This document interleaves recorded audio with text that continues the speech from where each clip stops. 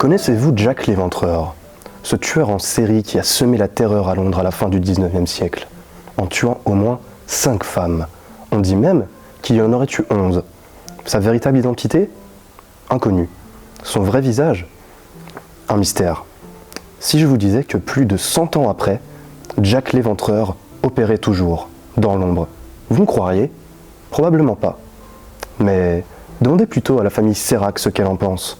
Demandez à Arthur, le cadet des frères, si les visions qu'il a de quelqu'un qui réclame sa mort lorsqu'il est endormi sont fausses. Non. Comme d'autres hommes de sa famille avant lui, il est victime de la malédiction de Jack l'Éventreur. Pour le vaincre, pas le choix. Il faut détruire le problème à la source. La famille Sérac s'envole donc vers l'Angleterre, chez le grand-père des 2 frères, un riche et brillant scientifique qu'ils connaissent à peine. Dans sa grande demeure aux multiples secrets, ils vont découvrir des choses qu'ils n'auraient pas dû voir, mais aussi certaines qui leur seront salutaires. Et si, pour vaincre la malédiction, la solution n'était pas de régler le problème à son origine? Ça, je vais vous laisser le découvrir, mais faites bien attention car il dit qu'il s'appelle Jack. Il dit qu'il arrive. Dans son premier roman jeunesse, paru aux éditions Seuil, Sylviane Doise nous emmène entre l'obscurité d'un manoir mystérieux et celle de l'Angleterre victorienne. Une œuvre sympathique et accessible à tous ceux qui aiment se faire peur, le tout sur un fond historique. Bien le bonjour, chers téléspectateurs. Et non, je ne suis pas le méchant dans un film très connu. Je suis Juliette, bibliothécaire jeunesse. Et aujourd'hui, je vais vous emmener dans une enquête, puisque nous sommes dans le thème du polar. Et je vais vous présenter un livre qui s'appelle « Le bizarre incident du chien pendant la nuit » de Mark Haddon, un auteur, scénariste et illustrateur britannique. Alors, il s'agit de l'histoire de Christopher Boone, un enfant autiste de 15 ans qui aime beaucoup les mathématiques, Sherlock Holmes, et un jour, il va découvrir que le chien de sa voisine a une fourche plantée et il va essayer de mener une enquête. Alors, comme vous pouvez le constater, ce livre va aborder beaucoup de thèmes. Alors déjà, l'enquête, forcément. Il y aura aussi l'autisme, les mathématiques et la famille.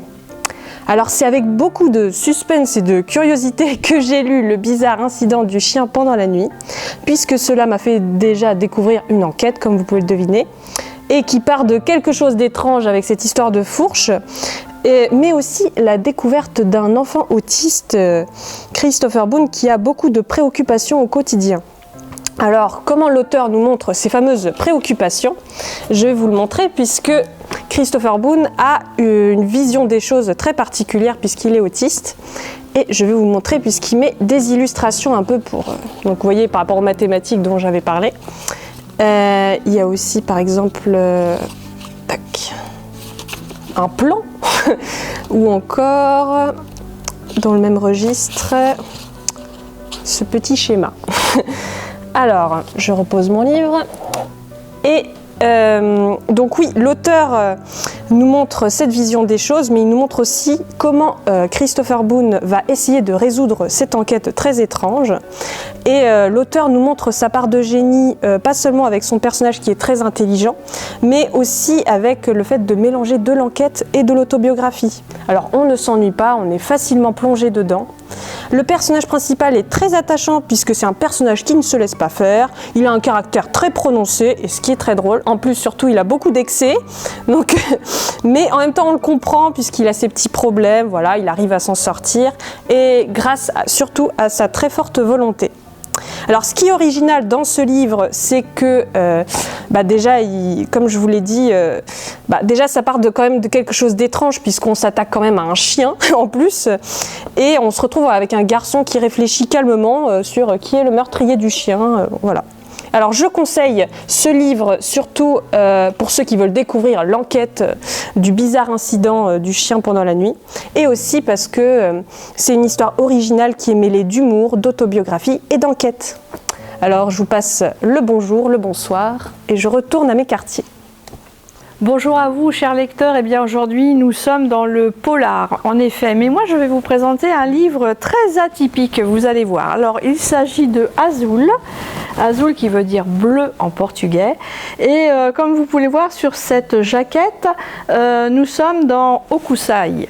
Alors, nous sommes dans l'art, le polar, le thriller, le psychologique. Vous allez voir, il y aura plusieurs thèmes et c'est un roman haletant. Alors, Azul a été écrit par Antonio da Silva et je vais vous pitcher rapidement donc ce gros coup de cœur. Alors, on est à la fois dans un thriller policier avec une enquête qui est palpitante, un roman qui est à la fois audacieux et captivant, et très intelligemment construit. Alors, si vous êtes en quête d'une histoire qui sort de l'ordinaire, eh bien, bienvenue dans cette histoire et dans ce roman. Le thème principal, c'est les différentes questions qu'on peut se poser sur l'art et sur le rapport à l'art et les artistes et leur travail. Alors, c'est un roman fleuve qui nous embarque loin, tout d'abord, une magnifique couverture, comme je vous l'ai montré, et qui va nous donner quand même envie de le lire. Enfin, moi, il m'a donné envie de le lire. Donc c'est une vague qui va emporter tout à travers cette fabuleuse histoire. C'est un mélange de fantastique et de psychologie, comme je vous l'ai dit tout à l'heure. Nous découvrons le héros qui s'appelle Miguel. Miguel, c'est un jeune orphelin qui habite dans une pension à Lisbonne. Il est recueilli par Maria, une vieille dame qui dirige cette pension, qui est fort agréable. Et Miguel a un don incroyable. Et oui, il peut se projeter dans les tableaux de maître, rentrer dans n'importe quel tableau et interagir avec les décors et les différents personnages. Alors, est-ce que vous imaginez pouvoir rentrer dans un tableau de maître? C'est extraordinaire.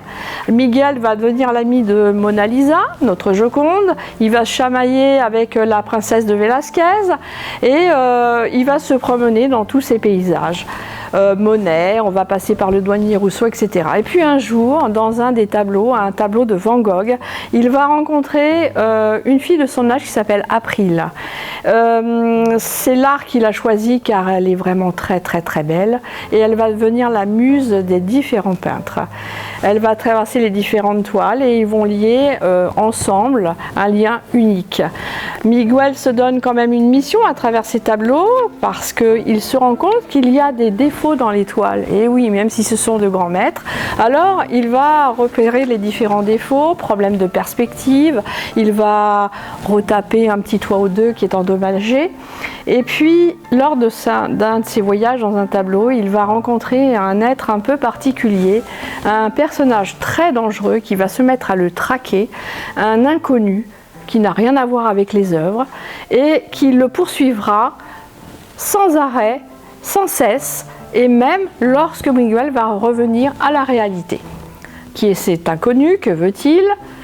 Il va y avoir une série de catastrophes naturelles qui va se déchaîner sur la ville, et bien plus encore, et surtout, April va disparaître.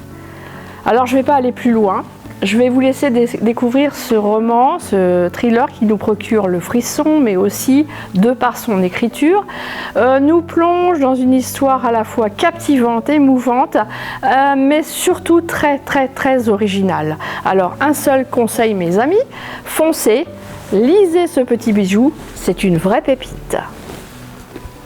Bonjour, pour terminer ce booktube, je vous propose un roman policier écrit par Malika Ferjouk, dont vous pourrez trouver beaucoup de livres de cette autrice dans la bibliothèque. Alors le titre de ce roman, c'est Le portrait au couteau. C'est un roman policier que j'ai beaucoup aimé car il se décompose en deux temps. Il y a une première partie qui se passe en 1910. On suit une jeune ballerine de l'opéra, Marie Leguet, qui, pour se faire un peu d'argent, pose comme modèle chez un peintre chaque jeudi après-midi. Ce peintre est un peu atypique. Il s'appelle Odilon Voret. Il est un peu brusque, il parle peu et il intimide énormément Marie. D'ailleurs, elle l'a surnommé l'ogre. Un jour, il se précipite sur elle, lui coupe une mèche de cheveux, sans lui demander son avis et sans la prévenir, car il pense que cela fait une ombre sur son visage. Un de ces jeudis après-midi, en sortant de l'atelier de ce peintre, elle va se faire assassiner de 5 coups de couteau et l'affaire ne sera jamais résolue. À notre époque, on parlerait d'un cold case. Un siècle plus tard, dans le monde de l'art, puisque ce roman se situe dans le monde artistique, deux jeunes étudiants aux Beaux-Arts, Antonin et Elisabeth, sont en train de dessiner un jeune modèle, une jeune femme qui s'appelle Flavie et qui a curieusement 5 cicatrices sur son torse, comme si elle avait reçu des coups de couteau.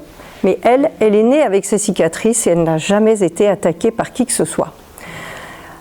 2 jours plus tard, nos 3 jeunes ados vont aller au musée d'Orsay et ils vont regarder un tableau qui s'appelle Le cœur déchiré, où l'on voit une jeune femme qui a 5 cicatrices, exactement les mêmes que Flavie, 5 cicatrices comme si elle avait été attaquée à coups de couteau. Et devinez qui est l'auteur et l'artiste qui a peint ce tableau? Eh bien, c'est Odilon Voret. Aussitôt, nos 3 jeunes ados vont mener l'enquête, et pour mener cette enquête, il faut remonter vers le passé, mais comment remonter dans le passé un siècle plus tard? Et c'est là que Malika Ferjouk est très forte, c'est que le roman commence à basculer dans l'irréel et le paranormal. Et vous verrez que ce roman est plein de fantaisie. On ne le lâche pas une fois qu'on a commencé à le lire. Ce côté réel, irréel, paranormal, un peu fantastique, nous tient en haleine jusqu'au bout. Malika Ferjouk a déposé quantité de références culturelles, cinématographiques, artistiques dans son roman et c'est là où elle fait très fort. Vous apprendrez notamment ce qu'est le syndrome de Paris, le syndrome de Stendhal, entre autres. Nous vous attendons nombreux le 15 avril à la salle des fêtes pour le salon du roman policier. Vous découvrirez de nouveaux auteurs, de nouveaux romans et surtout nous aurons le plaisir d'accueillir Thierry Colombier qui a écrit la série Polar Vert pour les adolescents, un roman que nous vous avons déjà présenté dans un booktube précédent. Alors venez découvrir ces romans et rendez-vous le 15 avril.